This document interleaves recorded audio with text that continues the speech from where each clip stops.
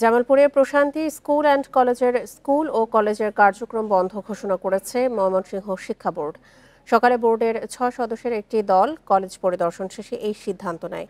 এর আগে গতকাল প্রবেশপত্র না পাওয়ায় 17 জন শিক্ষার্থী এইচএসসি পরীক্ষা দিতে পারেনি। এই নিয়ে ইন্ডিপেন্ডেন্ট টেলিভিশন সহ বেশ কয়েকটি গণমাধ্যমে সংবাদ প্রচার হলে বিষয়টি নজরে আসে কর্তৃপক্ষের। বোর্ড কর্তৃপক্ষ জানায়, অনুমোদন ছাড়াই দীর্ঘদিন যাবৎ মাধ্যমিক ও উচ্চ মাধ্যমিক বিভাগে পাঠ দান করে আসছিল প্রশান্তি স্কুল অ্যান্ড কলেজ। প্রতিষ্ঠানটির প্রাথমিক ছাড়া মাধ্যমিক ও উচ্চ মাধ্যমিক বিভাগের কার্যক্রম বন্ধের নির্দেশ দেওয়া হয়। এছাড়াও অভিযোগের সত্যতা পাওয়ায় প্রতিষ্ঠানের বিরুদ্ধে আইনানুগ ব্যবস্থা গ্রহণ ও 17 শিক্ষার্থীর পরীক্ষার বিষয়েও সিদ্ধান্ত নেওয়া হবে বলে জানিয়েছে বোর্ড।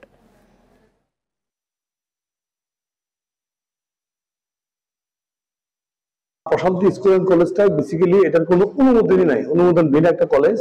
এই কলেজের ছাত্র ভর্তি সংক্রান্ত কোনো কার্যক্রম করতে পারে না। আমরা এই কলেজের যে অধ্যক্ষ মহোদয়কে দেখেছি, তার সাথে কথা বলেছি, সে তার দায়িত্ব পুরোটা সে স্বীকার করে নিয়েছে।